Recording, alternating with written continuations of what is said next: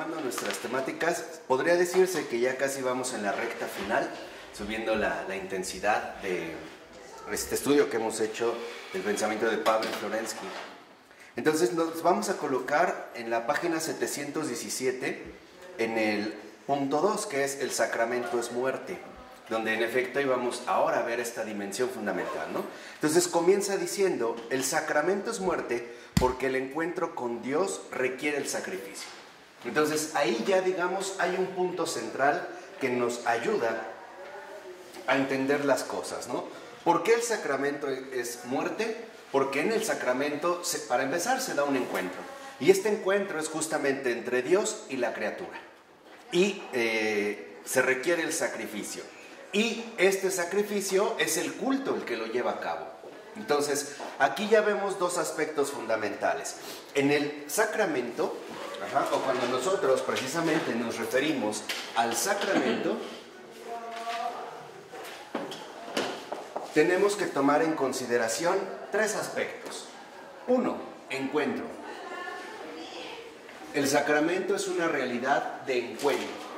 Este encuentro se da precisamente, ya lo dijimos al menos en este primer punto, entre Dios y la criatura. Número 2, este sacramento involucra el sacrificio. Ahorita iremos viendo por qué. Y además, en el sacramento también está de por medio el culto, o sea, la realización.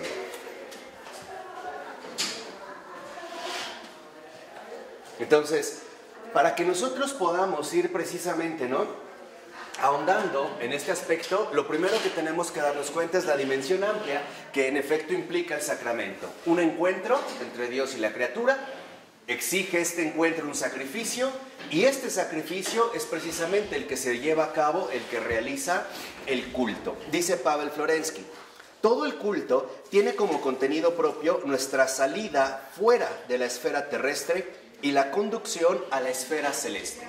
Entonces, aquí ya tenemos también una indicación fundamental.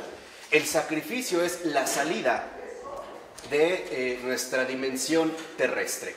Podríamos decirlo así, es precisamente la superación de nuestra condición terrestre. ¿Para qué? Para poder acceder a la esfera celeste. Y dice Florensky, el sacramento es esta misma ascensión al cielo y por consiguiente constituye el sacrificio de nuestro ser a Dios. Entonces, el sacrificio en este sentido es elevación al cielo.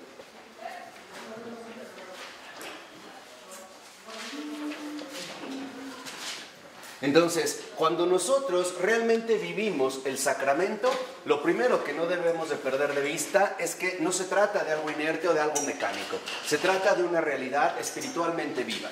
Entonces, en esta realidad espiritualmente viva, lo primero que en efecto se desarrolla es un encuentro. Ahora, este encuentro exige un sacrificio. ¿Cuál es el sacrificio? La renuncia del hombre a su dimensión terrestre. ¿Para qué? Para ser elevado finalmente a la esfera celeste. O sea, es una elevación al cielo. Y este sacrificio, o esta elevación al cielo, precisamente es el que se lleva a cabo en el culto. Por eso el culto es la realización de este sacrificio. Y por lo tanto, podríamos decir, es el culto la realización de este sacrificio y por lo tanto el lugar fundamental de este encuentro. ¿Vale? Entonces, teniendo, digamos, esto ya presente, empezamos ahora ya como a darnos cuenta hacia dónde es que en efecto nos vamos dirigiendo. Entonces, entender que este sacrificio que lleva a cabo el sacramento precisamente consiste en la renuncia que nosotros asumimos de la condición terrestre. Vamos, renunciamos a nuestra propia realidad terrestre. Y esta renuncia a nuestra propia realidad terrestre es justamente lo que permite o lleva a cabo nuestra ascensión al cielo. Esto ya es fundamental para entender en qué consiste el auténtico sacrificio del sacramento. ¿Queda claro? Porque eso es muy, muy, muy importante. Y dice Florensky en los dos últimos renglones, en el camino de la ascensión de lo terrestre a lo celeste, podríamos comprender el rito como la escala de las necesarias rupturas, o sea, como una graduación en la muerte a lo terreno. Entonces, aquí es donde entra el aspecto fundamental. Esta elevación al cielo, en efecto, representa una muerte a lo terreno. Quiere decir que en el sacramento nosotros nos acercamos dispuestos a llevar a cabo un sacrificio. ¿En qué consiste este sacrificio? En nuestra elevación al cielo. Pero para que esta elevación al cielo en realidad se lleve a cabo es porque nosotros estamos dispuestos a morir a lo terreno. O sea, aceptamos, en pocas palabras, la presencia de Dios en nuestras vidas. Ese es el núcleo central entonces del sacrificio. Y por lo tanto, en el culto es justamente donde se lleva a cabo dicho sacrificio, ¿no? Ahí se va dando en esta escala la muerte a lo terreno. De tal manera que llegará un momento en el cual la comunión con el Señor en el sacramento ya no tendrá tanta referencia hacia uno mismo, sino que cada vez iremos notando más la presencia del Señor. ¿De qué dependerá? De qué tanto estamos muriendo a nosotros mismos. ¿Qué tanto estamos ascendiendo en esta renuncia? O dicho de otra manera, ¿qué tanto nosotros estamos avanzando en el camino de la muerte que implica el sacramento? Por ello entonces, dice Florensky al iniciar el otro párrafo en el tercer renglón, el espíritu que ha dejado fuera toda preocupación cotidiana, habiendo muerto al mundo y recibido la fuerza para vivir en el otro mundo, esencialmente ve que en verdad se lleva a cabo el sacramento, que en verdad hemos hecho una pausa en el otro mundo, en el reino que no es de este mundo. Entonces, lo que vemos es que, en efecto, la postura que se asume en el sacramento es dejar fuera toda preocupación cotidiana. Eso es morir a lo terreno. O sea, por ponerlo quizá en palabras más sencillas o más comunes, podríamos decir que en realidad el sacramento se lleva a cabo cuando nos olvidamos de todo y únicamente nos abandonamos en Dios. Esa es la manera auténtica de vivir el sacramento, abandonando todo el peso de nuestra condición terrenal, o sea, todas las preocupaciones ordinarias de la misa. De tal manera que, si esto es así, entonces deberíamos de tomar en cuenta algunos aspectos. Yo nada más los voy a mencionar, pero que son fundamentales. Primera, desde que inicia el sacramento, o sea, desde que se realiza el culto, desde que entramos a participar en la celebración litúrgica, no se puede estar viendo el reloj. La razón es muy sencilla, porque estar viendo el reloj es no estar dispuesto a subir al cielo, es seguirme aferrando a lo terrestre, por no hablar del celular. Buenos mensajes. Eso es, digamos, para la vivencia auténtica.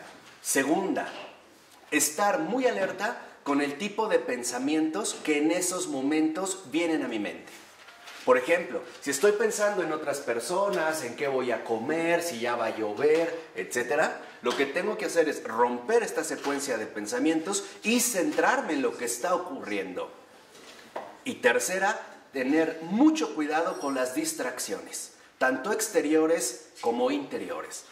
Las distracciones interiores no es otra cosa más que resultado del chismorreo, meterte en lo que no te importa.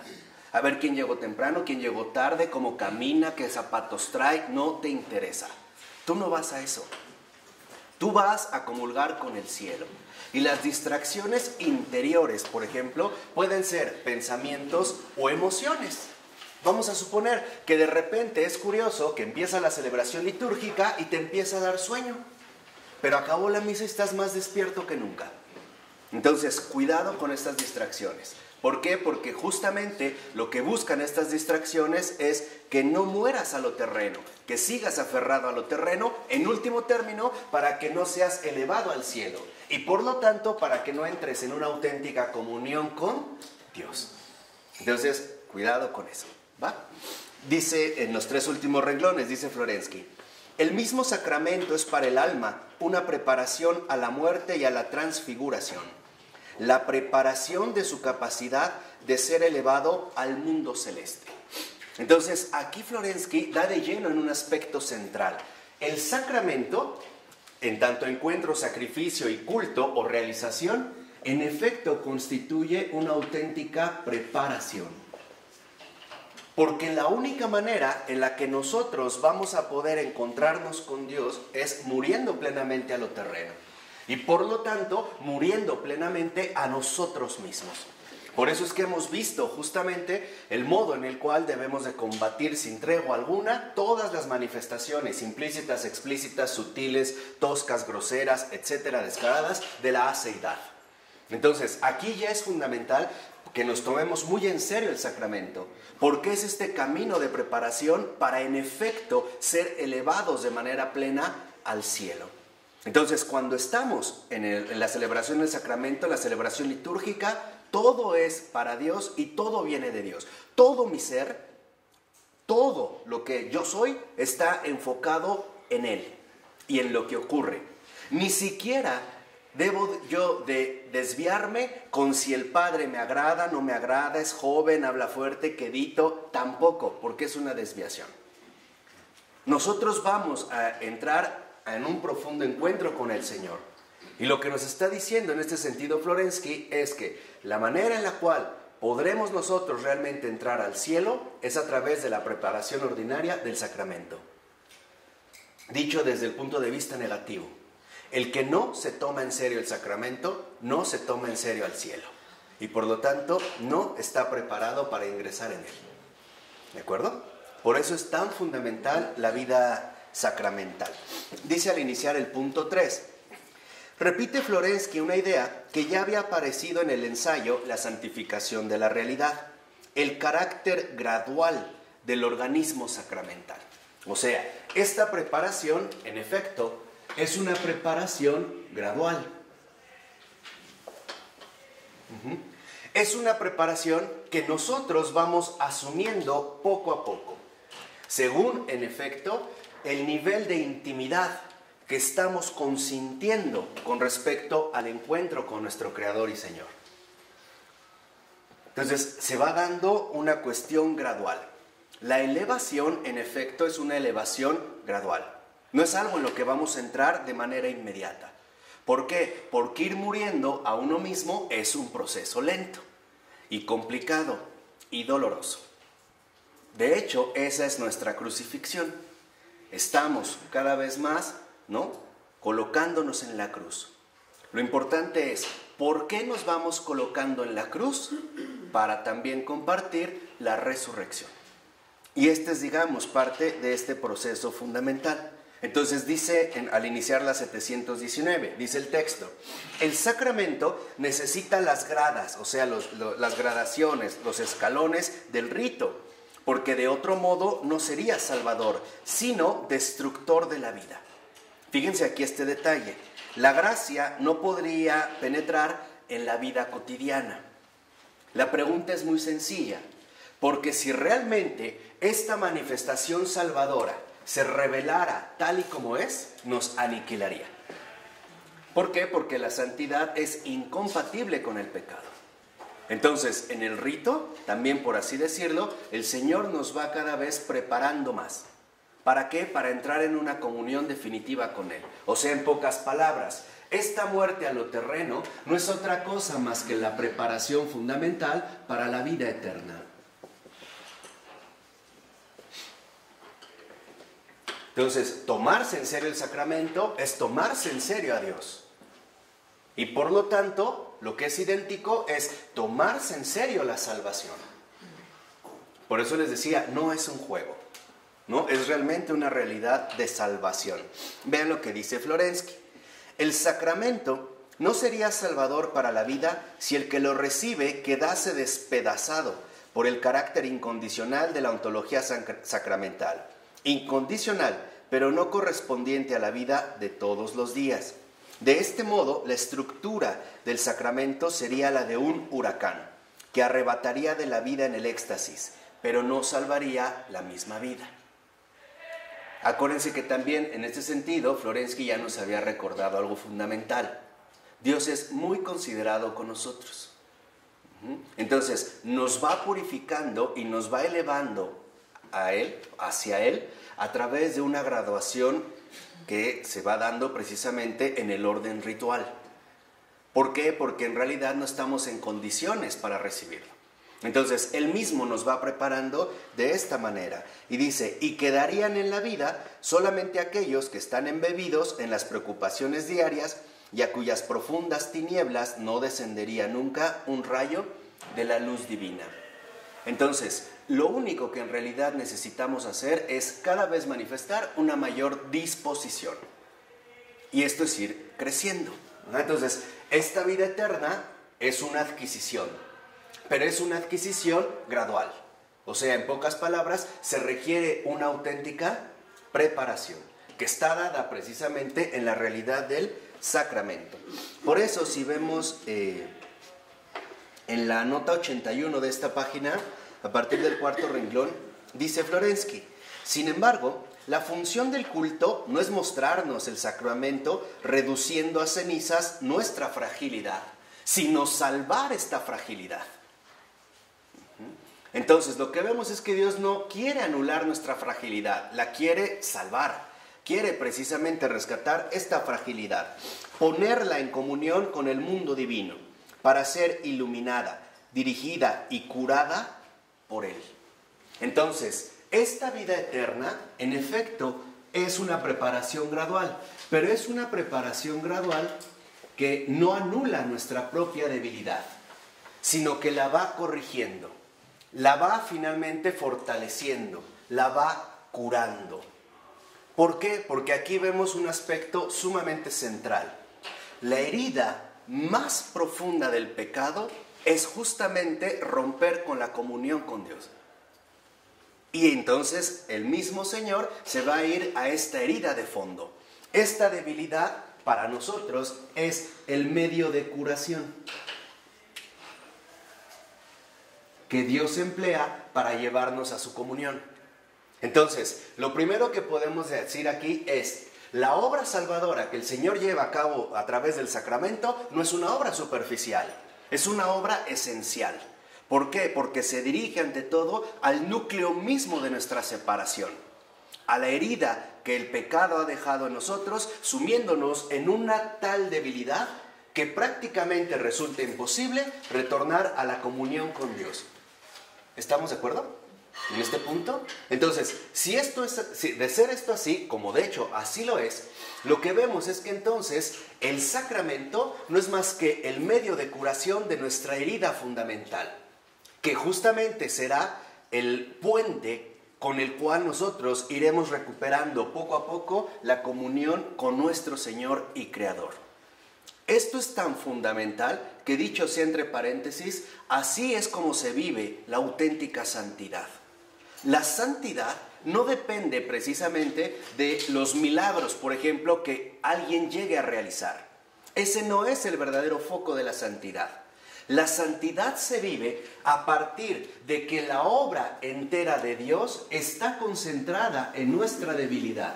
O sea, está finalmente, referida por completo a nuestro medio de curación. ¿Qué significa esto? Que la verdadera santidad es una obra divina, no es una obra humana. Y de hecho, el mismo Dios se reserva esto para Él, que para nosotros nos resulta imposible sanar o superar o corregir por un simple motivo: para que no echemos a perder su obra con nuestro amor propio. ¿Sí queda claro? Esto que les digo de verdad es esencial, Les digo, ya vamos acabando y lo que ahorita estamos diciendo ya es como muy sustancial. ¿Qué quiere decir? Que entonces nosotros debemos de darnos cuenta que la vida cristiana, esta preparación gradual, en efecto se dirige ante todo a nuestra propia debilidad. Es decir, la manera en la que Dios va obrando en mi vida. Y va obrando en mi vida precisamente a través del ¿qué? Del sacramento. Ya sabemos que en especial a través de la Eucaristía. Entonces, este es, digamos, el proceso gradual en el cual nosotros iremos creciendo, de tal forma que nos podremos dar cuenta con toda claridad de la obra que Dios ha estado realizando en nosotros. Entonces, no creamos que en efecto la santidad es un crecer en lo visible. Para la santidad no es necesario ni fundamental las cosas visibles. Me refiero a milagros, o bilocaciones, o carismas. Lo central en la santidad es la obra oculta que Dios va llevando a cabo, pero que el corazón humano que consiente a esta obra de salvación sabe perfectamente de dónde viene este acontecimiento. De tal manera que entonces nosotros en nuestra vida ordinaria siempre nos vamos a topar con esta debilidad. ¿Por qué? Para que no caigamos en la soberbia, en el engaño del amor propio y reconocer que he crecido mucho en la santidad en base, digamos, a los carismas que estoy desarrollando o que estoy elaborando. No, aquí justamente dirigimos ahora en este primer momento nuestra atención a este punto fundamental que es precisamente nuestra debilidad. Y es ahí donde se ve la misericordia divina. Porque si no, justo por esta debilidad, la pura cercanía de Dios nos aniquilaría. Acuérdense, Dios, es el santo de los santos. En este sentido, podríamos decir, es el mysterium tremendum. Entonces nosotros no tenemos la capacidad de contenerlo por esta misma debilidad. ¿Sí queda claro? Entonces, si les queda claro esto, espero que también les quede claro la infinita ternura que Dios nos tiene a cada uno de nosotros. Porque esto es tratarnos con ternura. Porque sabe que en efecto, si no fuera gradual, esta simple cercanía nos aniquilaría por completo. Y Él lo ha utilizado como un proceso, una preparación fundamental a través del sacramento. Lo va haciendo poco a poco. Dice al iniciar el otro párrafo. Por el contrario, dice Florensky, aquellos que se hubiesen acercado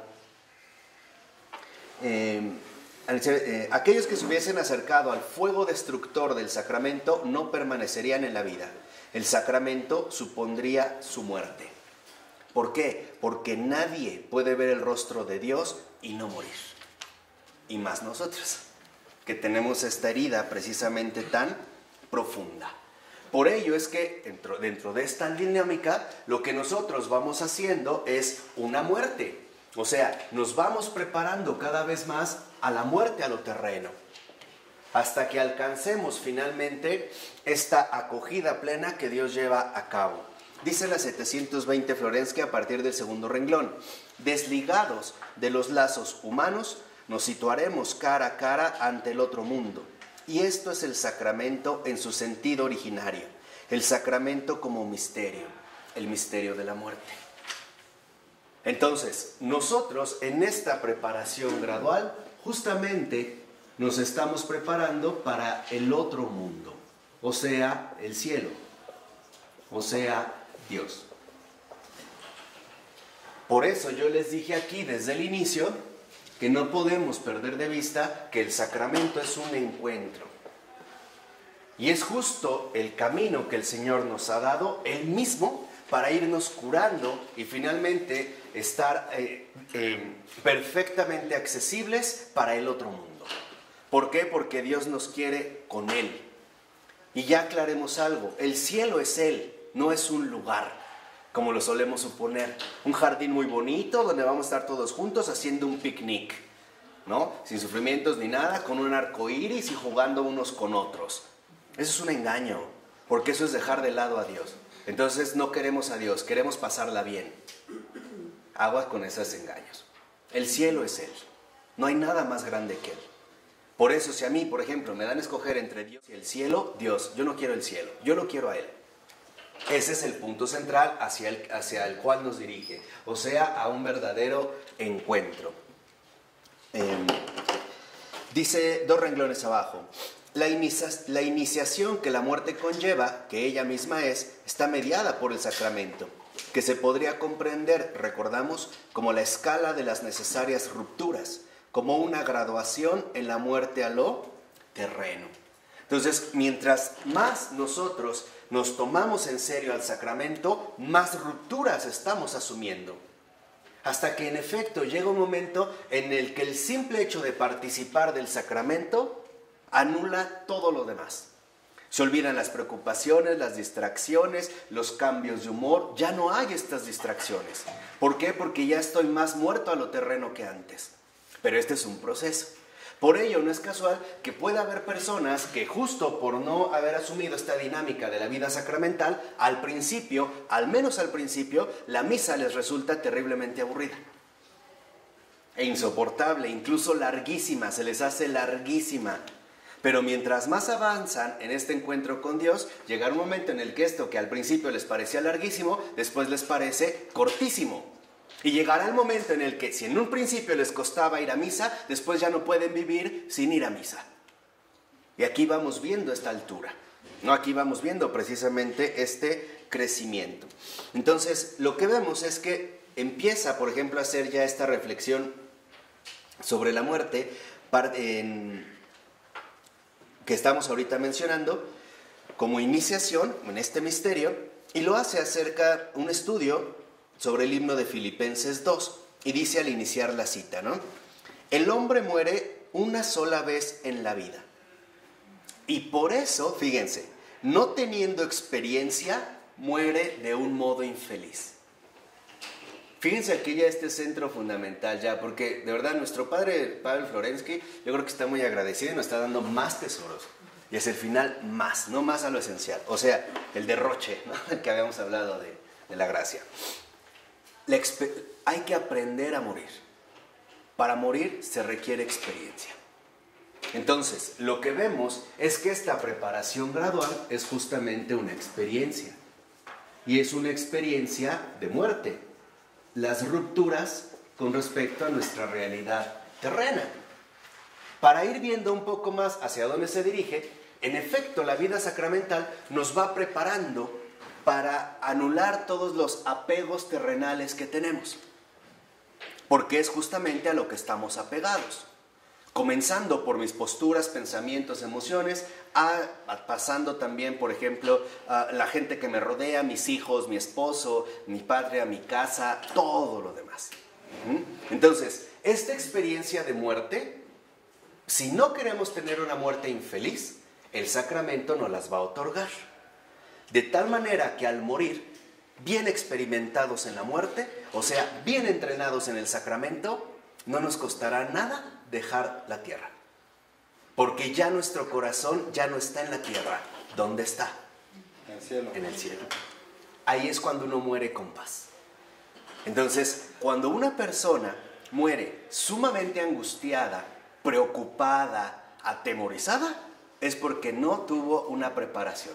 O sea, no llevó a cabo una vida sacramental. O sea, no se dejó preparar por Dios mismo. Y por ello le empieza a entrar un tremendo miedo, un tremendo temor, porque sabe que ahora ya no tiene opción. Ahora lo va a tener que dejar todo de golpe.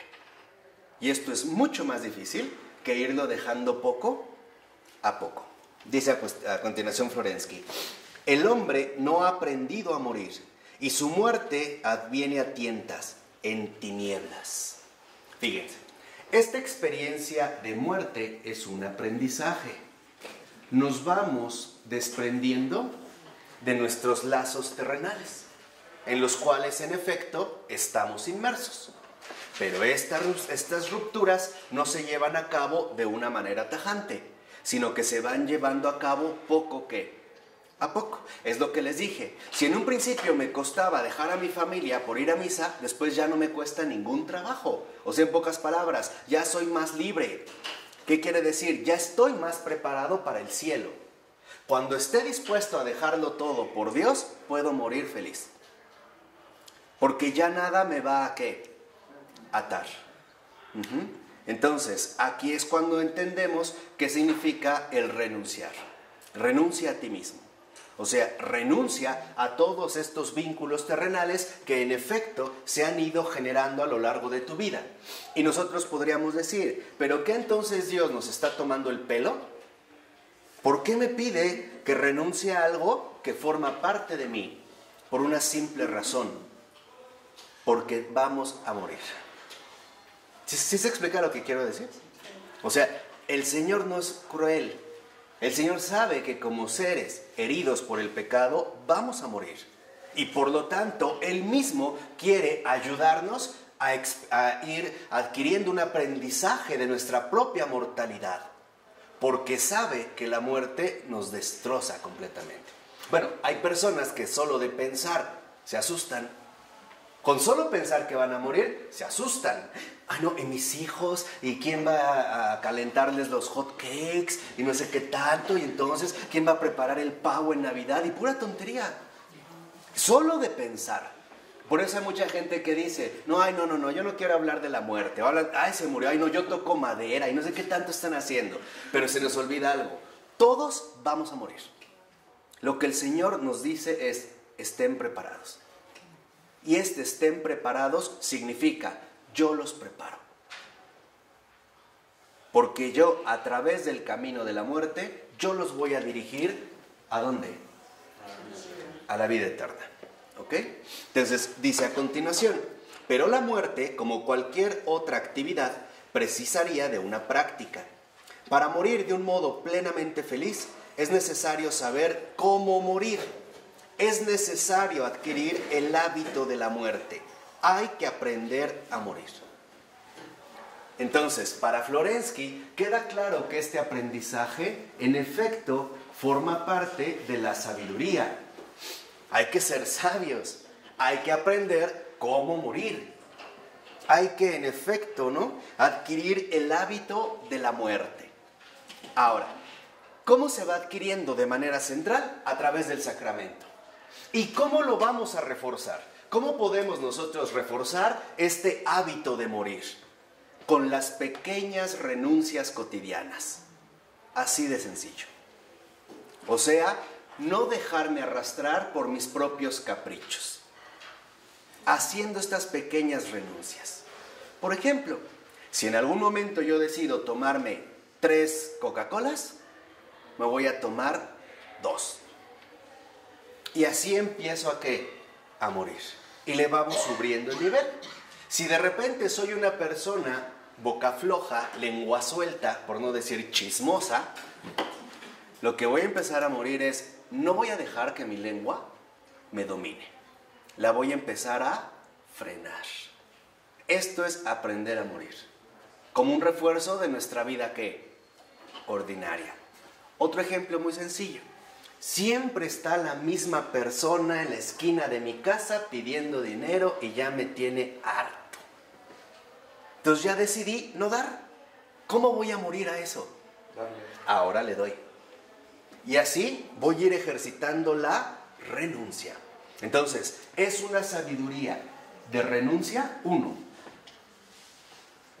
Y es una sabiduría de desapego. Así se va fortaleciendo el aprendizaje de la muerte, el hábito de morir, con renuncia y desapego. Nos vamos finalmente preparando en esta sabiduría. Por eso dice Florensky, y para esto no hay otro modo que morir ya en la vida. ¿Qué es lo que yo les dije? No hay otro modo para adquirir esta experiencia que ir muriendo ya en la propia ¿qué? Vida. Aquí. Por ello, si ustedes realmente quieren tener esta comunión con el cielo, hagan diario una oración que es de Santa Catalina de Siena, muy sencilla, pero que es una preparación eficaz para este hábito de morir, un aprendizaje eficaz. Decirle al Señor, Señor, que quiera lo que no quiero y que no quiera lo que quiero. Amén. Ya. Se las repito. Señor, que quiera lo que no quiero y que no quiera lo que quiero. Según tu voluntad. Amén. Así. Así es como nosotros iremos teniendo precisamente este crecimiento. Y añade algo Florensky. Pero este morir ya en la vida solo se puede dar bajo la dirección de personas experimentadas que ya han muerto. Y aquí voy a hacer 2 casos particulares. Una, que es lo que yo les había insistido. Todo cristiano necesita un director espiritual. Todo cristiano. Hoy hay carencia de directores espirituales. Entonces, hay carencia por 2 razones. Una, porque no oramos al Padre pidiéndolos. Esa es la primera razón. No le pedimos al Padre directores espirituales. Pregúntenle a una Santa Teresa de Jesús cuánto sufrió por la ausencia de un director espiritual. Pregúntenle a una Santa Faustina Kowalska cuánto sufrió por la ausencia de... y cuánto tuvo que rezar y ayunar por un director espiritual. Entonces, todos, si somos cristianos, necesitamos un director espiritual. Hoy hay escasez por dos motivos. Una, porque no oramos al Padre, porque no se lo pedimos. Y no se lo pedimos porque no nos interesa la salvación. O sea, no nos interesa a Dios. Y esa es la verdad. Y dos, porque los propios cristianos no están interesados en ser luz del mundo. Porque nosotros mismos como cristianos, que estamos llamados a ser maestros unos de otros, o sea, finalmente llenos de sabiduría, no nos comprometemos con nuestra relación con el propio Jesucristo. Es lo que una vez yo les había dicho, no nos interesa. Y también no nos interesa porque el prójimo no me interesa. ¿Cómo puede un ciego guiar a otro ciego? Tú nada más escucha a veces los consejos que recibes de un supuesto cristiano. Dime si vienen de la luz. Dime si esto realmente es una muestra clara de sabiduría. No lo es. Y aquí todos no tenemos ya pretexto. Todos ya tenemos un padre espiritual y se llama Pavel Florensky. Y él nos adoptó. Nosotros no a él, no lo escogimos a él. Él nos escogió a nosotros. Entonces, ya tenemos a alguien experimentado, ya tenemos a alguien que ya ha muerto. En pocas palabras, la experiencia de morir es también a su vez la experiencia de vivir. Es morir a lo terreno para experimentar el cielo. Pero ¿cómo puedo ayudarle en algo, en este hábito de morir, en el camino cotidiano de la renuncia y el desapego, si yo mismo no lo vivo? ¿Cómo lo voy a hacer? ¿Cómo se me ocurre decirle a mi hija que deje a su novio si yo no dejo la chismorrería? ¿Con qué cara? ¿Qué fuerza tengo en mi testimonio? ¿Cómo? No tengo cara siquiera para decirle algo así. ¿Cómo le puedo decir, en pocas palabras, a otra persona que renuncie o que deje ciertos hábitos si yo no renuncio a los míos? Soy un hipócrita doble cara. Así de sencillo. Por eso las palabras se caen como hojas secas. Y luego decimos, es que no me hace caso. Porque la palabra es fuerza. Y cuando no tenemos esta fuerza, o sea, cuando no brota de la verdad, cuando no brota de la experiencia auténtica, las palabras son inútiles. Al contrario, serán contraproducentes. Más le dices a una persona que lo deje de hacer, más se va a aferrar. Pero eso es por culpa nuestra, porque no somos coherentes en el testimonio. Entonces, para que tú le pidas a una persona que deje de hacer algo, tú tienes que tener la experiencia de la renuncia. Si tú quieres que otra persona muera algo, tú tienes que haber experimentado esta muerte. Y mientras más intensa sea tu experiencia de muerte, más eficaz van a ser tus consejos. ¿Vamos? Ya les cambió la carita, ¿no? Bueno, ok. Dice a continuación, esta experiencia de la muerte es otorgada por la práctica ascética. Ahora, en la antigüedad, dice Florensky, la escuela de la muerte eran los misterios. O sea, aquí para que vean incluso cómo Florensky detecta que ya desde la antigüedad, es decir, en el paganismo, había esta cierta intuición. Y eran justamente los que se llamaban los cultos mistéricos, que no es otra cosa más que los cultos para los que se llamaban iniciados. Era un culto restringido para un cierto grupo de personas. Y en realidad era iniciada en la muerte. A mí no me consta, pero me han dicho que uno de los elementos que utilizan para la iniciación masónica es meterlos en un ataúd. Y es este mismo sentido. Entonces vamos a ver por qué. Vamos a ver de qué manera. Dice, a continuación, entre los antiguos, o sea, entre los no cristianos, el traspaso al otro mundo era concebido bien como ruptura brusca, como caída en un abismo, o bien como éxtasis. Entonces, había dos modos entre los antiguos. Uno, una ruptura brusca. La otra, una salida, un éxtasis, una fuga mundi, ¿no? En este momento, dice, esencialmente todos los ritos mistéricos tenían la finalidad de aniquilar la muerte como abismo. Aquel que hubiera sido capaz de morir ya en vida no se hundiría en los infiernos, sino que cruzaría al otro mundo. O sea, incluso para los antiguos, la experiencia de la muerte era fundamental. Lo intuían. Dice, el iniciado no verá la muerte. Esta es la aspiración secreta de los misterios antiguos. En pocas palabras, familiarizarse con la muerte para superar la muerte. Irse, ¿no?, como ejercitando en la muerte para después no padecer la experiencia de muerte, ¿no? O sea, la experiencia de muerte total que cada uno de nosotros, simples mortales, llevamos a cabo o tenemos que padecer.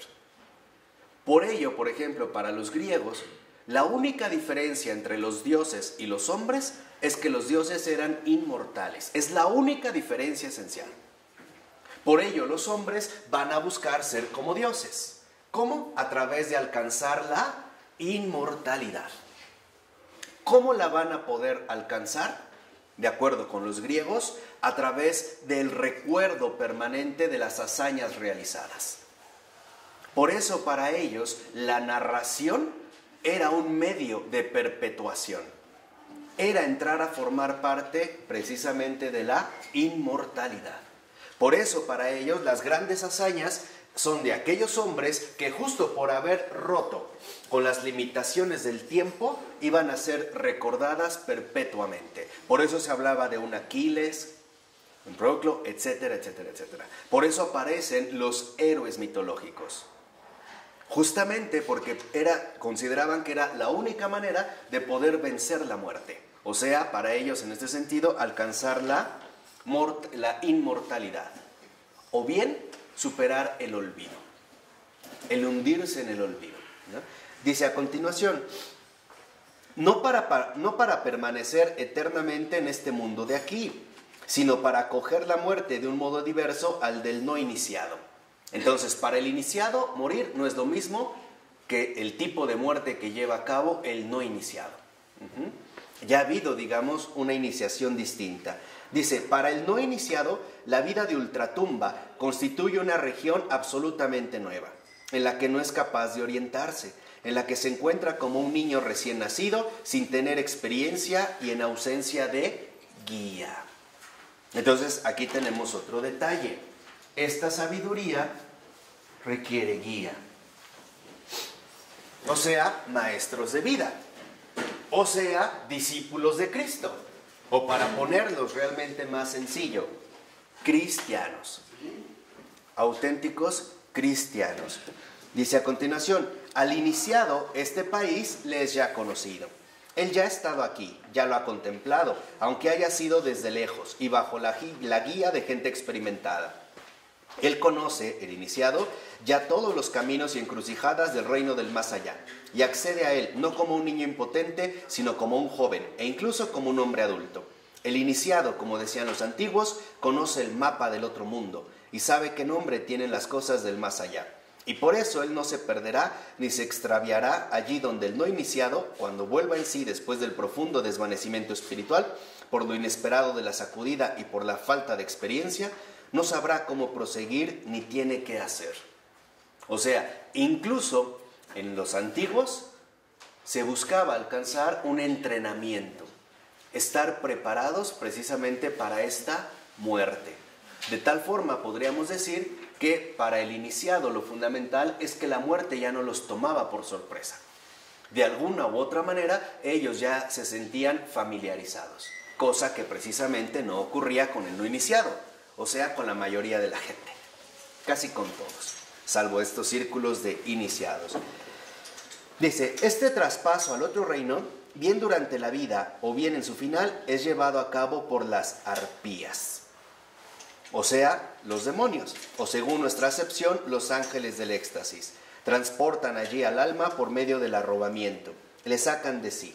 Algunas veces el alma que ha caído en éxtasis es capaz de retomar el camino de vuelta, otras veces no. Pero incluso este último caso, repito, no se trató de la muerte, sino del rapto del alma en el otro mundo. Esta es la razón por la que los antiguos contraponían a la muerte esta salida del mundo presente por medio del éxtasis y el arrobamiento. Aquel que durante su vida ha muerto ya para el mundo, es decir, ha recibido el don de la salida de sí en el éxtasis al otro mundo, ha gustado ya la inmortalidad y por consiguiente no puede morir. Entonces podríamos decir, en los antiguos hay un profundo anhelo de inmortalidad. Y es justo por este profundo anhelo de inmortalidad que van a buscar de alguna manera alcanzar una experiencia de muerte. ¿Para qué? Para familiarizarse con esta muerte y por lo menos vislumbrar algo de esta inmortalidad. Ahora dice Florensky, al iniciar el párrafo en el tercer renglón, en la nueva economía y en la ascesis cristiana, la función de iniciación a la muerte ha pasado a los sacramentos y especialmente a la Eucaristía. ¿Qué quiere decir? Que en este sentido la Eucaristía es también una iniciación a la experiencia de muerte, pero tiene una gran diferencia. Esta iniciación no se limita a un grupo de iniciados, sino que es una invitación al mundo entero. Lo que antes era reservado para unos, en este sentido antiguo del grupo de los iniciados, ahora se ha vuelto plenamente universal. O sea, el sacramento, en este sentido, a partir del Verbo encarnado, es un misterio, pero universal. De tal manera que entonces, a diferencia de los antiguos, no solo se trata de salir, aunque fuera momentáneamente, aunque fuera fugazmente, del mundo presente, a través de un arrobamiento, no de un rapto del mundo, sino que ahora se trata que en efecto, en el sacramento, nosotros no solo queremos alcanzar una salida fugaz del mundo, sino que en este misterio universal precisamente nos vamos entrenando para alcanzar de manera definitiva la vida eterna. Y esta es la preparación fundamental a la cual nos va dirigiendo precisamente el sacramento. Por ello es también muy importante que a veces suele ocurrir que vamos a comulgar y sentimos que no pasó nada, que no sentí nada, que no me sentí especialmente confortado o calor. Es que eso no es lo importante. De hecho, si yo estoy esperando todavía sentir algo en la comunión, es porque sigo aferrado a mí mismo. Que no quiero morir. O sea, sigo finalmente en los lazos de lo terrenal y por lo tanto no quiero morir. Entonces, no importa de alguna manera si yo siento o no siento, si veo o no veo, si lloro o no lloro. Eso no es lo central. Lo central es lo que está ocurriendo ahí y quién es el que lo está llevando a cabo. Este es el morir, ¿no? Ya no me voy a quedar yo precisamente detenido en mi propia subjetividad. ¿De acuerdo? Entonces, el sacramento no nos ofrece una salida fugaz del mundo. No. Es una preparación contundente, radical y definitiva para la vida eterna. Porque de hecho, el sacramento nos está preparando para la única salida del mundo a través de la muerte. Y en esa única salida, lo que está de por medio es o la vida eterna o la condenación eterna. No es poca cosa. O sea, el Señor no se anda con jueguitos. De querernos robar de repente, ya nos sentimos muy bien y regresar. No. Él sabe que esta preparación, este hábito de muerte, que es el misterio universal católico de la vida eterna, es algo en lo cual está en juego o todo o nada, o cielo o infierno, o salvación o condenación. Dice en los 3 últimos renglones. Por ello, en la ascesis cristiana se da, según Florensky, un último misterio. ¿Quedó claro del sacramento de la muerte? Ahora se da un último misterio, el misterio de la muerte espiritual, que es el que vamos a empezar a ver. ¿De acuerdo?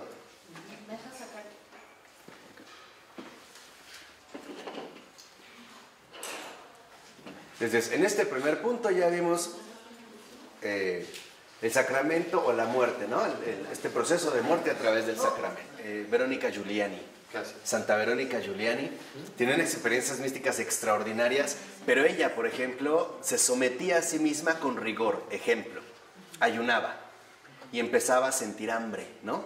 Entonces ella tenía esta comunión incluso con su realidad viva que notaba que el estómago le estaba exigiendo comida.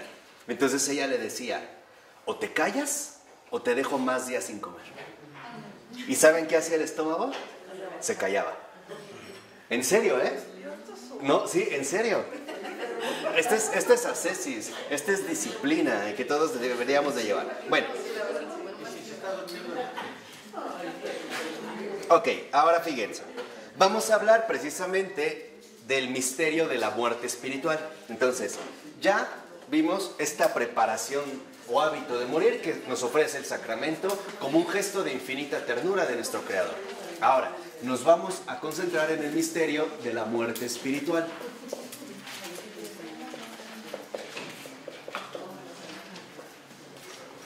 Para abordar este misterio de la muerte espiritual, Florensky se va a basar sobre todo en el padre Alexei Medeyev.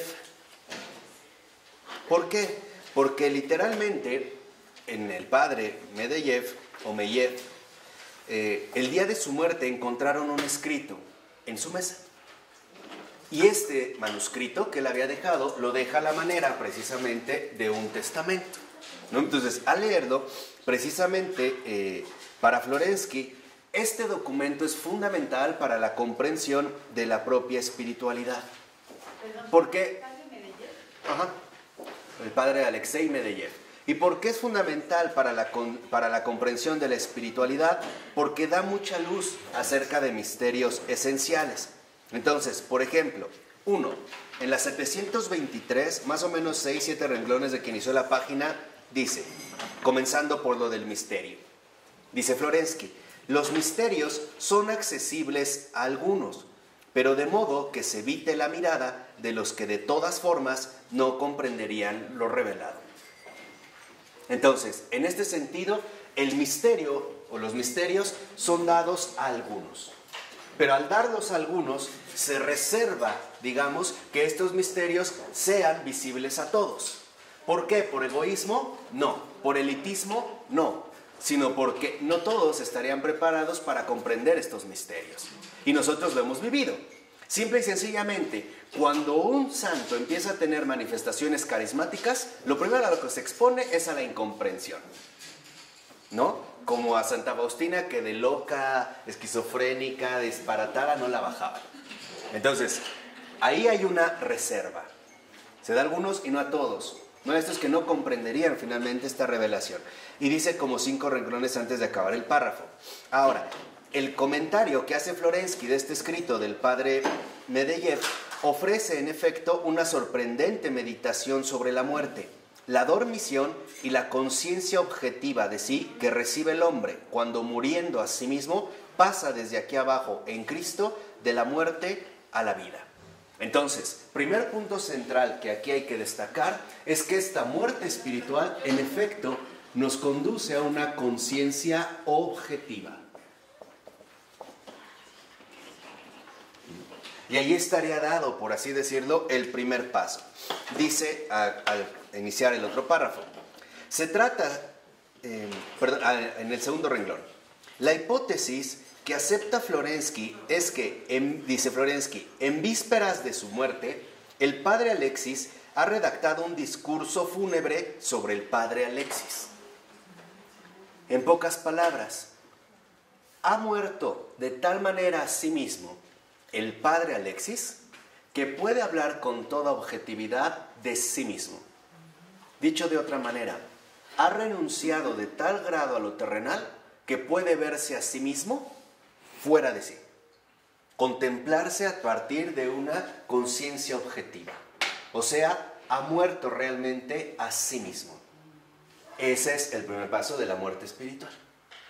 Entonces, la muerte espiritual, esta conciencia objetiva, es ya la anulación plena de uno mismo. ¿Y en qué se aprovecha esto? Es lo que ahorita comenta, pero se aprovecha precisamente en que nosotros ya hemos alcanzado una dimensión distinta en la que usualmente estamos colocados. Dice a continuación, y llama la atención sobre este punto. No se trata de un discurso sobre sí mismo, sino del padre Alexis sobre el padre Alexis. Aquí precisamente ve Florensky encerrado el misterio espiritual. Dice Florensky, el que haya podido escribirlo en relación con aquel que tenía ante la vista, indica el misterio de la muerte espiritual. O sea, finalmente el padre Alexis ya no habla de sí mismo, habla sobre él mismo. Ya no es un mero, por así decirlo, perfil psicológico, una idea que él mismo genera, sino que ya puede hablar incluso sobre sí mismo, como si se refiriera en efecto a otra ¿qué? Persona. Esto significa, lo que me preguntaba Ronnie, ¿no? ¿De qué sirve que esta anulación plena de uno mismo me permite ahora sí desprenderme de lo terrestre y vivir en lo celeste? Ahí ya se ha dado justamente esta muerte espiritual, ¿no? Cuando ya logramos distinguir con esta conciencia objetiva lo meramente terrestre de lo celeste. Y es más, a lo mejor, ¿quieren un caso muchísimo más accesible? Cualquier auténtico converso ha vivido la muerte espiritual. Tan es así que el converso se ve a sí mismo como otra persona antes de su conversión que después. Ya no tiene la misma percepción de sí. Incluso cuando trata de verse antes de su conversión, ya ni se reconoce. Se ve algo feo. ¿Eh? Ve algo feo. Horrible. Ya digamos que ya no embona. Ya no puede encajar como si se tratara de un mismo molde. Ahí ya hay un indicio de muerte espiritual. Dice en la 724, en la cita a la mitad, dice Florensky, lo más difícil del mundo es pensar sobre sí y hablar sobre sí con objetividad. Es lo más difícil del mundo. Y dice, es más difícil que morir. Porque para alcanzar la objetividad es necesario previamente haber muerto y hablar solamente después. Por eso les decía, cualquier converso católico, cualquier converso auténtico murió. Y por ello es que puede hablar con objetividad de sí mismo. ¿Cómo se nota esta objetividad? Hay una clara diferencia entre un antes y un después. O por utilizar el muy citado lenguaje paulino. Hay una clara distinción entre el hombre viejo y el hombre nuevo. Aquí ya hay, digamos, esta referencia. Pero dice Florensky, esto es más difícil que morir. ¿Por qué? Porque la desaprensión de uno mismo implica que uno ya murió antes, como a través de lo que explicamos hace rato. Que realmente uno ha tenido, se ha tomado en serio la vida sacramental de tal manera que ha ido muriendo a sí mismo poco a poco. Dice en el otro párrafo, habría que dudar incluso de si muchas exaltaciones de la propia bajeza en tono penitencial, cuando no provienen de la santidad y del verdadero arrepentimiento, no serán una trampa de la falsa modestia, que busca secretamente el elogio a causa de la propia humildad. O sea, por ejemplo, los que hablan de sí mismos considerándose el mayor y peor y más apestoso estiércol de todos los estiércoles. Esa no es humildad, porque aún así se está adjudicando a sí mismo un papel privilegiado. Ser el último de entre los últimos. Yo soy el más bajo de entre los bajos, soy el peor de los peores, nada de eso. Porque aquí entonces entraría la falsa humildad, pero en sentido contrario. No lo hago en exaltación, no estoy diciendo soy el mejor de los mejores, estoy diciendo soy el peor de los peores, pero aún ahí destaco. Entonces, lo que vemos en la muerte espiritual es que ya uno no se destaca a sí mismo, ni en lo alto, ni en lo qué, ni en lo bajo. O sea, ya no hay orgullo. Y ese es el primer paso. La conciencia objetiva anula el orgullo, porque hay un orgullo invertido. Queremos ocupar el primer lugar en todo, así sea en lo peor.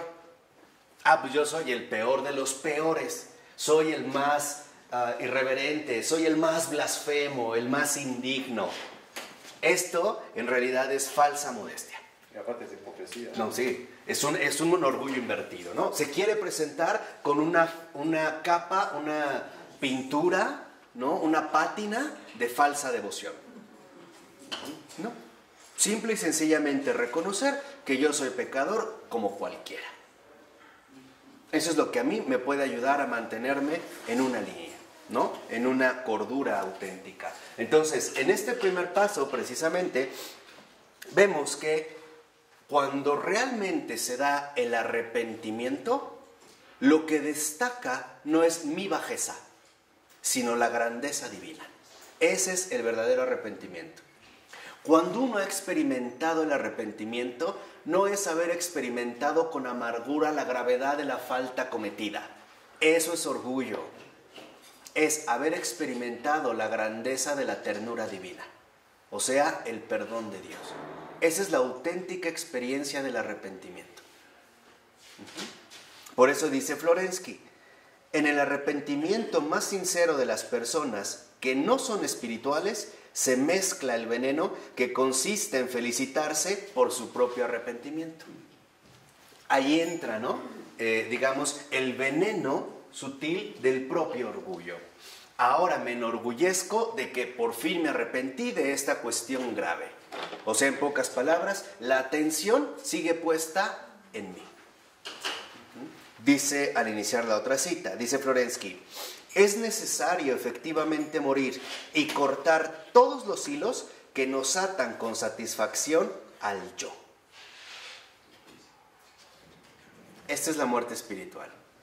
Romper con todos los hilos que nos atan con satisfacción al yo, para tener la virtud de dirigir sobre la propia persona una mirada desapegada y hablar de ella verdaderamente como de él.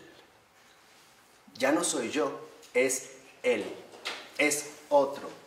Ya no soy yo, no es una proyección mía, es otro. Entonces, si esta conciencia objetiva, la que nos conduce a la auténtica muerte espiritual, anula el orgullo, quiere decir que ya no hay yo.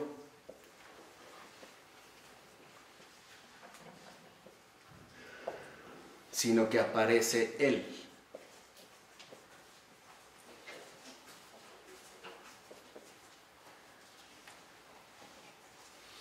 Y este es un paso fundamental en el cual nosotros, en efecto, necesitamos ir creciendo cada vez más. Por eso es importantísimo, ya se los he repetido hasta el cansancio, que nos tomemos muy en serio la estructura existencial del auténtico cristiano que ya nos enseñó nuestro buen padre Pavel Florensky. Primero él, o sea Dios, después tú, o sea el prójimo, al último yo. Esa es, digamos, la estructura fundamental de la auténtica vida cristiana. De tal manera que si realmente ya no hay yo, sino que aparece él, mi persona es otra. Y además, esta persona es obra de él, no es mía. Ahí hay una referencia concreta a una auténtica trascendencia. Ya no estoy engañado por los hilos de mi propia subjetividad, queriendo representarme a mí mismo como lo que en realidad no soy. Por eso dice, la más alta medida de esta facultad se manifiesta cuando se alaba verídicamente y se aprecia con justeza todo lo bueno que hay en ella, sin vanidad ni pasión. Quien no ha muerto no podrá nunca elevarse hasta esta cima. Porque también, ¿saben dónde se ve el orgullo disfrazado? La falsa modestia. Cuando no queremos reconocer sin pasión ni vanidad las grandezas que tenemos. Porque hay personas que dicen, no, yo no tengo nada bueno, yo soy un burro. ¿En serio Dios te hizo así? No creo, no te estés engañando. Cuidado. Yo no sirvo para nada, no soy más que una bola de defectos. Esto es orgullo invertido, es querer seguir ocupando el primer sitio. Como no encajo el primer sitio en lo bueno, pues al menos quiero ganarme el primer sitio en lo malo. No, yo soy el más mentiroso, el más ruin de las personas, el hombre más miserable, y aléjate de mi amor, y no sé qué tanto cantan con Camila, no es que aún estás a tiempo, y que no sé lo que parezco. Pura vanidad. Por ello acuérdate de algo central. A la luz de la verdad, todos tenemos grandezas y talentos. Y por eso San Bernardo nos dice, no está mal presumir lo que tienes. Lo que está mal es presumirlo como si no lo hubieras recibido. Eso sí. Esa es la gran cuestión. Que también aprendamos, sin vanidad ni pasión, reconocer los talentos que Dios me ha dado. Y sobre todo, reconocer que estos talentos que Dios me ha dado han sido bien utilizados. ¿Y cómo me doy cuenta de que han sido bien utilizados? Por el beneficio que esto ha dado para muchas almas. O sea, en último término, para beneficio del prójimo. ¿Cómo dice? No está mal presumir De lo que tienes, sino que lo presumas como si no lo hubieras recibido. O sea, como si dijeras, esto es mío, ¿no? Yo quiero ahí, digamos, aparecer. Entonces dice al iniciar el otro párrafo, en definitiva, señala Florensky, solo puede hablar con objetividad sobre sí mismo el que ha alcanzado ya la otra orilla de la muerte. O sea, solo puede hablar con objetividad de sí mismo aquel que ha tenido la experiencia de la muerte. Y la experiencia cristiana de la muerte es justamente la humildad. Esa es la experiencia mortal para el hombre. La humildad te hace morir a ti mismo, en todo. Esa es la experiencia fundamental. Ahí es cuando hablamos de morir al mundo. Dice en el último renglón, la expresión muerte al mundo se aplica habitualmente de una manera vaga. Por ejemplo, el esfuerzo moral por separarse de las vanidades de la existencia. O sea, yo muero al mundo porque ahora ya no quiero usar una falda de seda. Uso una falda de poliéster. No sé si es bueno, no sé en telas, pero mejor la comparación, ¿no? O ya no quiero comer las vanidades del mundo en mi esfuerzo moral, ya no voy a comer caviar. Ahora voy a comer tacos de frijoles, ¿no? Por poner otro caso. Ya no voy a viajar, ya no voy a manejar mi Mercedes. Me voy a comprar un bochito, una cadena, algo así, ¿no? Dice a continuación, o por dominar alguna pasión. O sea, me voy a esforzar moralmente por vencer al mundo, ¿no? Una es alejándome de las vanidades. Entonces, ya no uso mi pasta dental de 1,500 pesos, una de 10 pesos del metro, ¿no? Estoy muriendo al mundo. Eso también puede ser tacañería, no te hagas. Ajá. Hay muchas maneras de enredarse, pero bueno. O dominar una pasión. Por ejemplo, el mantenerte como en una especie de integridad personal, ¿no? No voy a luchar contra el enojo, me voy a volver bien relax, voy a tomar Dalai, ¿no? No voy a gritar, no voy a hacer esto, me voy a dominar. Dice a continuación, pero, dice Florensky, sin comprender que las pasiones se desarrollan a partir de la raíz profunda de la seidad. Las pasiones no vienen del mundo. Las pasiones vienen de mi yo. Entonces, cuando yo pretendo, en realidad, luchar contra las pasiones, no estoy renunciando al mundo. Estoy luchando conmigo mismo. Dice a continuación, y que su aparente ausencia no significa aún que hayan sido desarraigadas. O sea, el hecho de que yo lograra dominar mis pasiones no significa que las anulé. Simplemente las dominé, pero no las arranqué. Tan es así que a lo mejor uno se puede mantener en este sentido muy moderado en sus emociones, pero tarde o temprano vuelven a salir, ¿no? O sea, por un momento noqueé bien a mi pasión, la dejé atarantado, pero se está reponiendo, como los boxeadores, ¿no? Que los llevan a la esquina y les echan agua con la toalla, pero una vez que se repuso, se para y vuelve a ir al ataque. Entonces, no se trata de dominar, se trata de extirpar. Y eso es algo que solo Dios puede hacer. Entonces, ya no hay ego, sino que aparece Él, significa que mi yo ha sido arrancado. En pocas palabras, ha muerto, ha sido erradicado, no ocultado. Porque aquí también es de tal manera sutil ya la vida espiritual a estos niveles. Aquí ya estamos a altos niveles, ¿eh? Ya no estamos en algo muy básico. Ya son altos niveles que en efecto podríamos confundir avance espiritual con reducción de mi propia influencia personal. Una cosa es quitar de raíz, otra cosa es dominar la debilidad. ¿Sí queda claro esto? ¿Y qué es lo que se tiene que hacer? ¿Quitarla de raíz? Experimentar esa muerte. O sea, dejar que Dios entre en tu vida.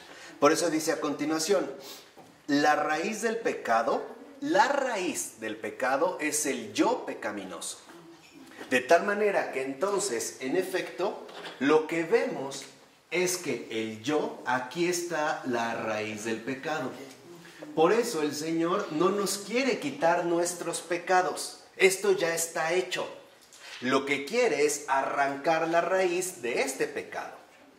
Por eso lo veíamos cuando dice el Señor en el Evangelio.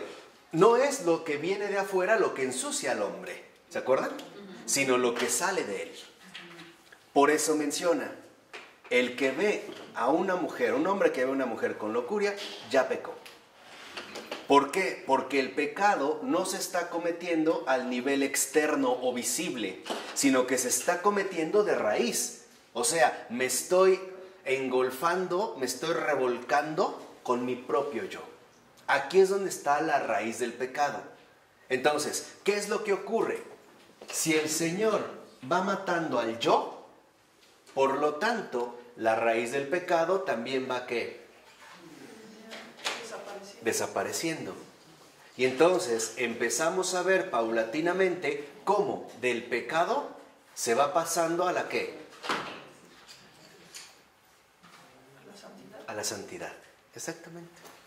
O sea, del yo raíz contra la raíz del pecado es versus Dios. Vamos pasando a la santidad. En este sentido podríamos decir, ¿qué es la santidad? Pues la presencia de Dios en mí. No en mi yo, en mí como persona. Por eso acuérdense que Florensky también nos dijo en un momento, todo se va a reducir a una disyuntiva, o él o yo. Y esto es a muerte, ¿eh? No va a haber un negocio en el cual podamos llegar a un acuerdo. Es una disyuntiva tajante, o él o yo. O la presencia de Dios en mi vida o yo, y por lo tanto pecado. O presencia de Dios o ausencia de Dios. O raíz del pecado o abundancia de gracia. O pecado o santidad. Aquí es donde se ve precisamente el contraste fundamental de este aspecto. Dice, se entiende por qué para superar verdaderamente las pasiones es necesario morir auténticamente al yo. O sea, anular de raíz la fuente del pecado. Entonces, no se trata de dominar las pasiones, se trata de erradicarlas. Y las pasiones, por ejemplo, solo se erradican en la medida en la que nuestro propio yo va muriendo. Esto es lo que nos va precisamente aportando una auténtica conciencia objetiva. Porque ya no brotan del yo, brotan de él. Empiezo a tener una clarividencia. La clarividencia es ver con certeza la manifestación de la verdad. Eso es clarividencia. No es ver cosas raras que va a pasar en el futuro, no. Clarividencia es ver con claridad la manifestación de la verdad. Dice a continuación el texto, morir al mundo no es pues algo metafórico, sino que significa desarraigar la raíz de donde para Florensky nace el subjetivismo, también en la mentalidad del hombre moderno. Dicho de otra manera, morir al mundo no es hacerse tonto,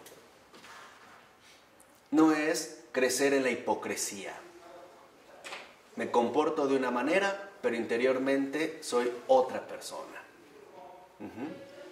Aquí es el punto central, por eso dice Florensky, morir al mundo significa suprimir radicalmente el torbellino interior, cuya sacudida hace que refiramos a nosotros mismos todos los fenómenos del mundo, que los apreciemos a partir de este centro de perspectiva y no objetivamente, Es decir, en relación al verdadero centro del ser, y que por tanto no los veamos en Dios.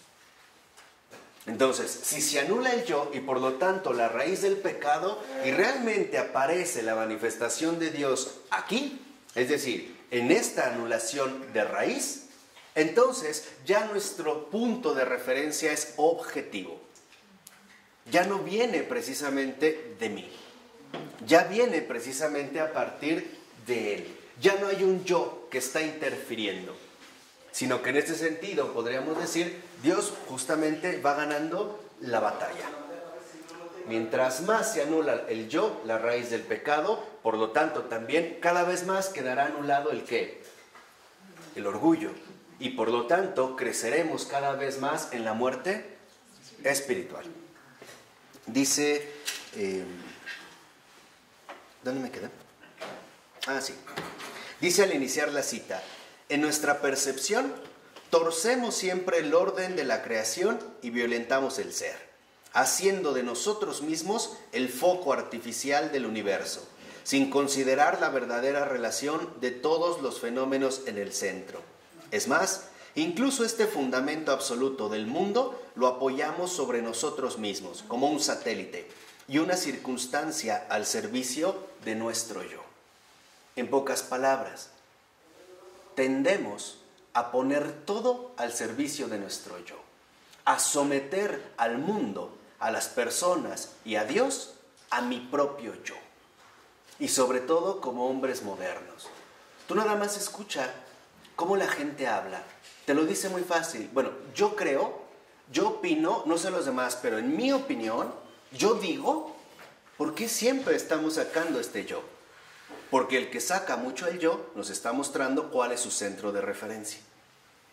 ¿Qué quiere decir? Su centro de referencia no es algo objetivo, es algo subjetivo. Entonces, cuando realmente alcanzamos la muerte espiritual, Dios es la única referencia central. La única. Ya no hay un yo. Porque cuando el centro es del yo, ya son puros errores lo que vas a decir. Exacto. Puros errores. Pura subjetividad. Cerrada, ciega, miope, torpe. Pero cuando realmente Dios es ya la referencia, la única referencia central, todo ha cambiado. Ahora sí, te pueden dar una bofetada en la mejilla izquierda y vas a ponerla derecha. Te pueden robar el manto y también le vas a dar la túnica. Puedes dar algo a tu amigo y reconocer que en realidad le has dado muy poco. Este es el cambio central. Cuando uno empieza a vivir aquí, uno empieza a ser cristiano. Cuando yo le doy algo a alguien, en la postura cristiana, lo fundamental no es lo que di, sino lo poco que pude dar. O sea, darme cuenta en pocas palabras que el otro, el amigo, siempre merece más. Y entonces lo que realmente me duele no es que le di, sino que de verdad no le he podido dar mucho más. Este es como la perspectiva cristiana, ¿no? Dicen los últimos renglones, Florensky es claro. La unidad sintética de la percepción trascendental kantiana, en pocas palabras, esta referencia central al yo, como productor de todo, como referencia de todo, no es más que, y dice Florensky, la enfermedad radical y pecaminosa de nuestro ser. En pocas palabras, la enfermedad radical y pecaminosa de nuestro ser es el yo. Este yo que en efecto se aferra con todas sus fuerzas a no ser derrocado. ¿Por qué? Porque es lo que nos explicó al principio Florensky. Porque el yo está finalmente dominando toda nuestra existencia. Sabe que él tiene todo este imperio. Y finalmente renunciar a él no va a ser cosa sencilla. Dicho de otra manera, el yo nos va a hacer una guerra. Y va a ser una guerra a muerte. Porque sabe que o el yo, si realmente es alcanzado por el Señor, muere, o más bien el yo va a tratar de expulsar a Dios. Y ese es el drama fundamental en el alma cristiana. Por eso les decía, o él o yo. Ahí es donde entrarán precisamente los conflictos espirituales más dolorosos. Porque el morir al yo sí duele. No crean que es como quitarse una servilleta o cortarse el cabello. Es realmente vivir la muerte. Pero es una muerte de tipo ¿qué? Espiritual. Pero algo queda claro. La muerte espiritual es auténtica libertad.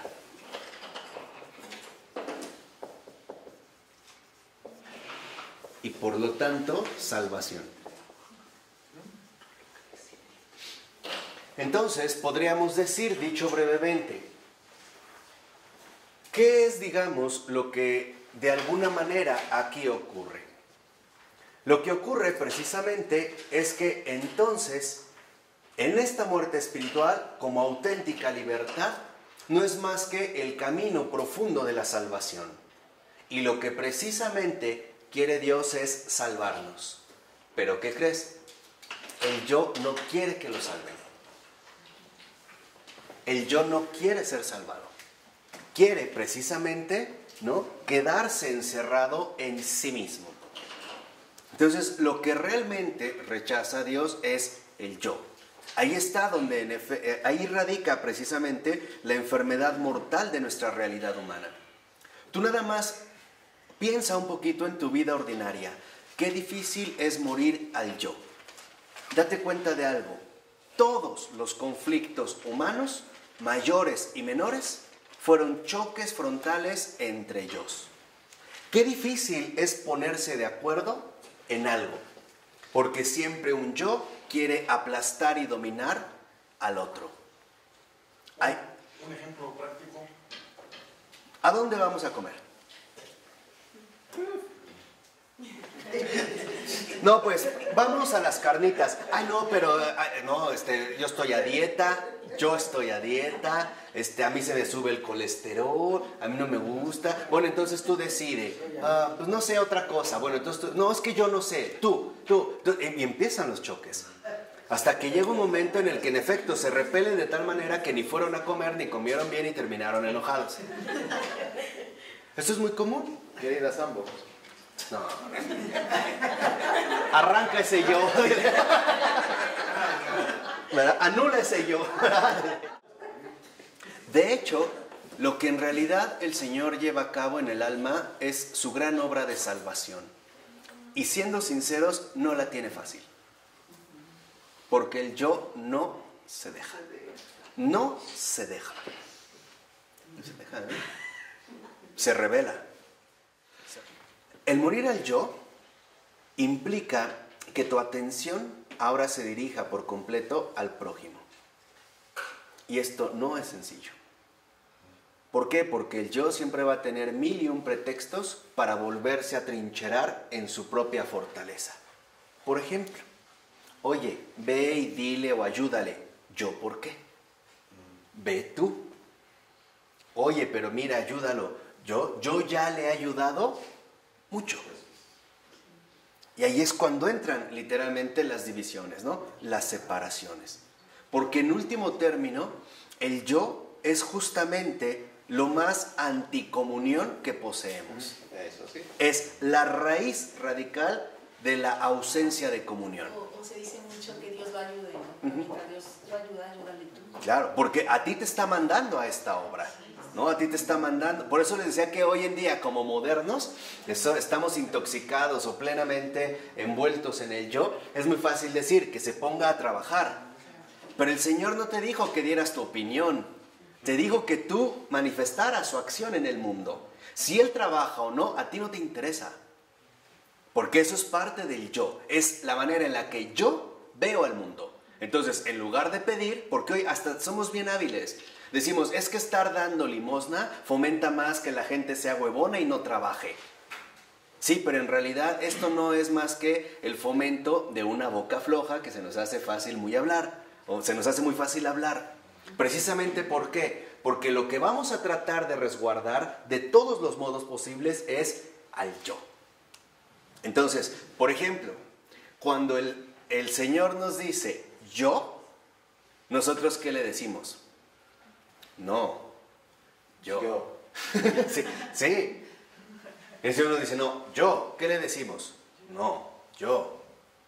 El Señor nos dice, yo quiero, ¿qué le decimos? Yo no quiero. Por eso no es casual que la primera vez que el Señor se revela, bueno, en este caso, como tal, dando una referencia a sí mismo, dice, yo soy.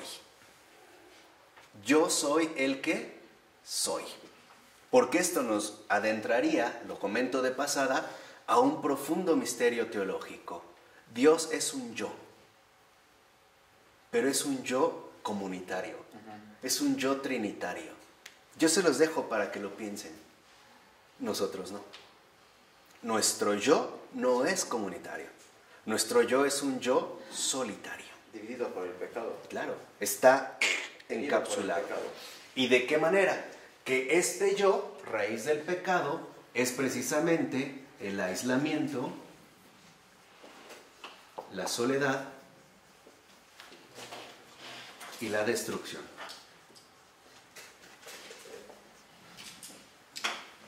Es curioso, no tendría muchas palabras para poder decirlo, pero el yo de Dios es un somos y nosotros no.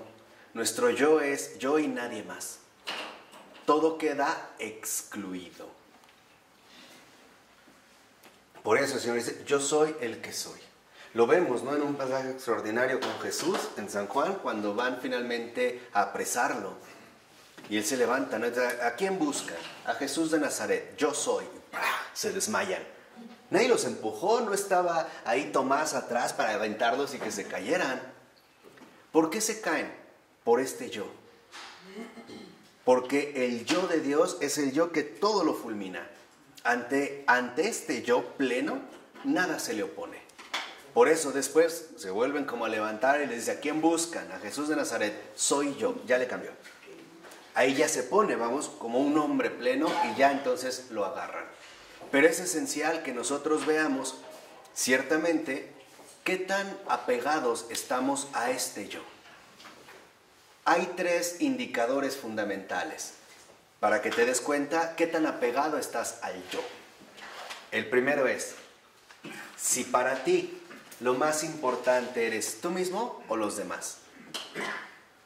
Ese es un primer indicador clarísimo. Si tú aceptas con sinceridad que para ti lo primero eres tú mismo, el yo, estás pero perdido, ¿no? Estás ya en el aislamiento, la soledad y la autodestrucción. La segunda, para medir, digamos, qué tanto apego tenemos al yo. ¿Con qué facilidad renuncio en mi vida ordinaria? Por ejemplo, si de repente alguien estás hablando y te dicen silencio o cállate, ¿qué hago? ¿Me siento ofendido? Ahí está el yo. A mí nadie me calla. El yo siempre busca ponerse, ¿no? Ponerse. Ahí vimos las luchas, ¿no? Tómate algo, no sé qué, estás mal. Entonces el yo dice, ¿cómo se va a atrever? Ahí este es el segundo, digamos, indicador fundamental. En pocas palabras, la obediencia.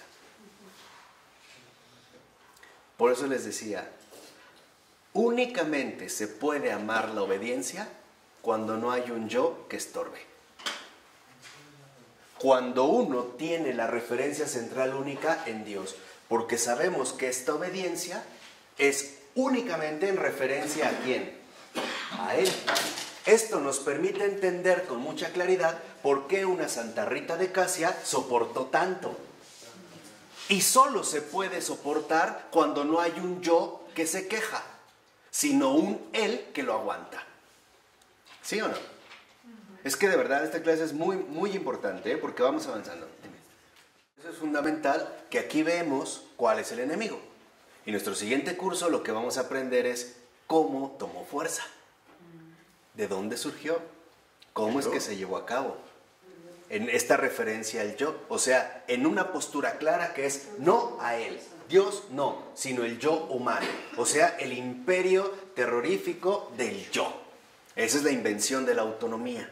Y veremos de qué manera esta situación está afectando nuestra cultura contemporánea a través de algunos libros de Charles Taylor. Esto es lo que nos va a poner en la línea frontal en la cual el católico debe estar. Entonces, haciéndolo de esta manera, ¿no?, palpable o ya visible, uno de los aspectos que les decía y que también debemos de reconocer es que el tercer punto, el segundo dijimos es la obediencia. Y el tercer punto es, ¿realmente consideras que cualquier persona vale más que tú o no? Si tú crees que no, estás perdido. Si tú empiezas a sacar tu tablita de categorías, de decir, este sí por esto, pero este no, no estás atravesando este hábito de muerte. O sea, no estás llevando a cabo, en efecto, una auténtica vida cristiana. Por ello es muy fundamental que para nosotros, por ejemplo, la obediencia sea un camino seguro de salvación. Y hoy en día no nos gusta obedecer, por una simple razón, porque para nosotros primero es el yo. Un ejemplo muy sencillo. Llega a lo mejor mi hijo o mi hija de la escuela y deja la mochila ahí, en el sillón o al paso. Entonces llego y le digo, recoge tu mochila, ahorita. O sea que este ahorita, escucha bien, es la postergación infinita de lo que nunca se realiza.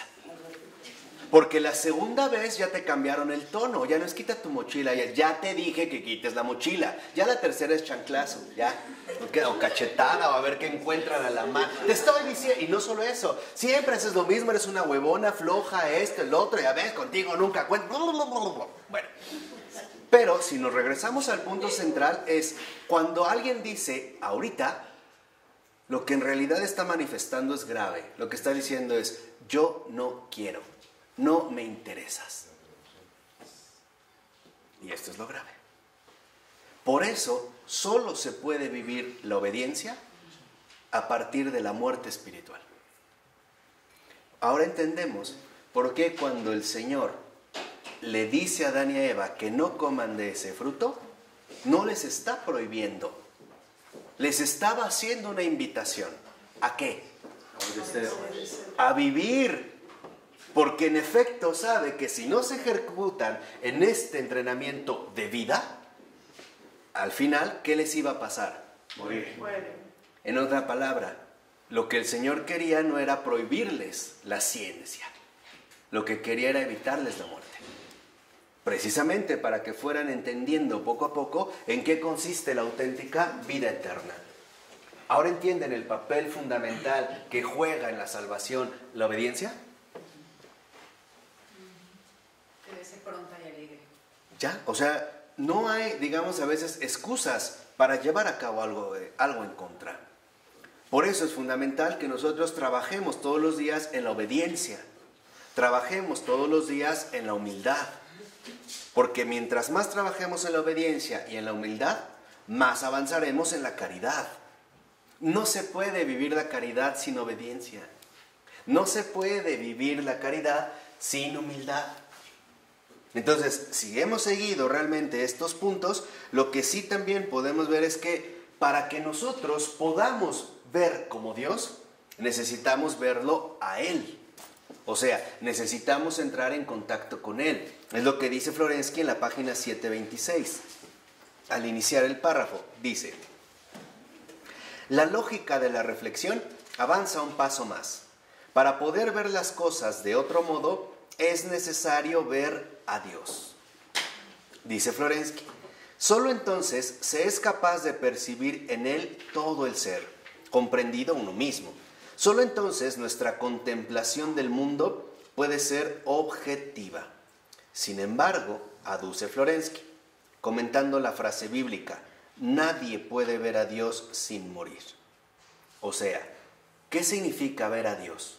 ¿Significa tener así como una visión rara? No. En realidad ver a Dios significa arrancarse la propia seidad.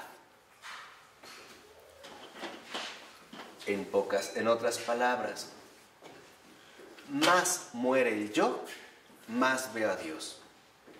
Muere completamente el yo, veo completamente ¿qué? A Dios. Y esto ya se empieza a vivir aquí en la tierra. Ejemplo, cuando a pesar de las situaciones que vives, empiezas a darte cuenta más de las necesidades del otro, del que está a tu lado, del prójimo, de las situaciones que van ocurriendo. Cuando el yo ya no es prioridad, porque ya no tiene ni voz ni voto, ha sido expulsado, ha sido en este sentido erradicado. Por eso no es casual que ahora nos demos cuenta cómo el pecado, mejor dicho, el mal espíritu, siempre busca establecer su alianza con el yo. Y la primera sugerencia que el mal espíritu dirige al yo es: no hagas caso. ¿Qué nos da Dios a cambio del yo, de entregar el yo? Bueno, a cambio de entregar el yo, se da a sí mismo, o sea, la Trinidad entera, la vida entera, finalmente, ¿no?, la contemplación de la verdad y, por lo tanto, la victoria sobre la muerte, sobre la corrupción y sobre el mundo entero.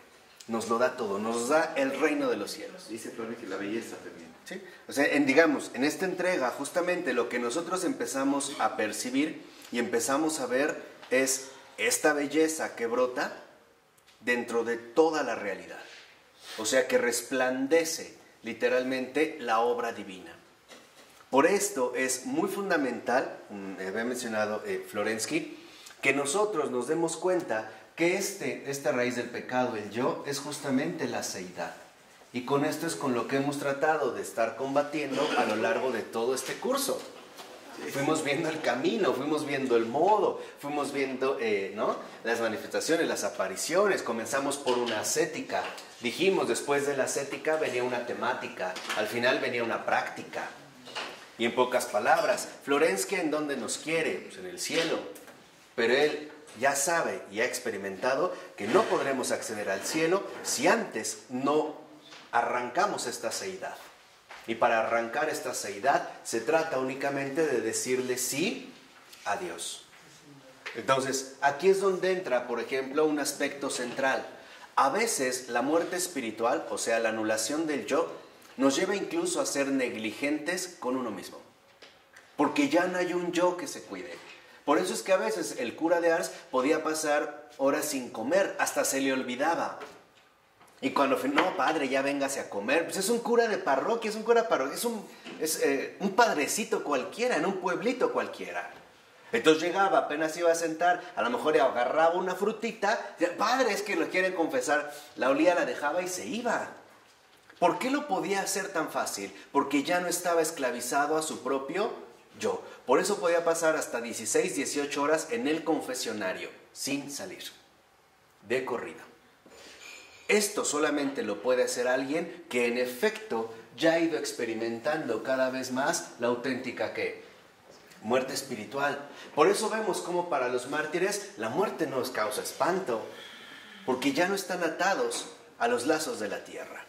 Simple y sencillamente, en pocas palabras podríamos decir, ya han vivido la victoria que Dios nos quiere otorgar sobre la propia ¿qué? Aseidad. Y entonces sí, sobre el pecado, sobre el mal espíritu, sobre el mundo, sobre lo que quieras, pero sobre todo sobre ti mismo. Por eso es que el Señor nos insiste, la verdad los hará libres. Es el lema de la Ibera. ¿No? Bueno, es lema nada más. Sí, ¿no? Pero en efecto, o sea, la verdad os hará libres. No es una verdad de estudio, es una verdad de vida, es una verdad de experiencia. Es una verdad de comunión. En pocas palabras, es un encuentro vivo con Jesucristo el Señor. Esa es la verdad que en efecto hace libres. Por eso dice a continuación, sin morir a la seidad, fíjense lo que dice Florensky, ni siquiera en Dios mismo seremos capaces de ver a Dios. Ni siquiera en Dios mismo seremos capaces de ver a Dios. Porque con aceidad lo único que veríamos sería a nosotros mismos. Mira cómo brillo, mira qué bonito, mira qué bien, ¿no? Mira mi coche. Mira qué coche, mira qué cosa, mira todo. E incluso estando con Dios, ¿no? Me vería yo. Dice a continuación, no veremos más que los diferentes ídolos de nuestras pasiones. Entonces, aquí es donde vemos un aspecto central. La seidad es fuente de múltiples ídolos.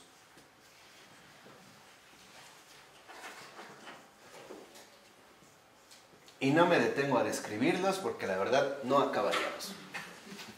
Sí, no acabaríamos. Es simplemente para que se den cuenta que ahí hay legión, ¿no? Este yo es fuente de múltiples ídolos y por lo tanto es raíz del pecado, o sea, raíz de múltiples pecados. Dice abajito. Ver a Dios, dice Florensky, es salir al propio yo fuera del viejo Adán. Es hacer salir al propio yo fuera del viejo Adán, fuera del organismo de su aceidad, transportándolo a la verdad absoluta. Traspaso a la verdad que es más radical que un acto mental cualquiera. Se trata del sacrificio de sí mismo. Y este es el sacrificio más radical que tenemos que llevar a cabo. Sacrificarse a sí mismo. Y esto, dice Florensky, en las raíces más íntimas del yo. Fíjense incluso lo que dice. Hay que llevar a cabo el sacrificio sangriento de la propia seidad. ¿Saben a qué se refiere Florensky? Con el sacrificio sangriento de la propia seidad. Hasta la última gota. No tienen idea cuánto hay que llorar. No tienen idea. Esta muerte solamente se vive con lágrimas. Lágrimas calientes, gruesas. Y lágrimas abundantes o delgadas. ¿Se acuerdan que Florensky nos dijo al principio que había que sufrir muchísimo para comulgar con la verdad? Aquí está. Para que vean que el pecado no es un juego, y no fue un juego. Y no sigue siendo un juego. Pero la obra de Dios es mucho más importante que aquello que haya podido llevar a cabo en efecto el pecado. Dicho de otra manera, hay que llorar mucho para vivir esta muerte. Lo tienen que vivir, lo tenemos que vivir, porque no se puede describir precisamente, pero es un desgarre del alma. Algo se ha roto y duele, y uno sabe que algo se rompió, y podemos llorar día y noche, semanas, meses, dependiendo. Pero algo queda claro: una vez que hemos atravesado este dolor, hemos subido espiritualmente muchísimo más. Pero duele. Pero bonito. Sí, claro. Pero doloroso. O sea, sí, claro, es hermoso, sí. Pero en ese momento lo bonito no se siente, ni se ve, ni se percibe. Algo se ha roto. Entonces, aquí por eso es muy importante que nosotros vayamos ejercitando este hábito de morir. Por ejemplo, San Ignacio de Loyola nos recomienda hacer contra.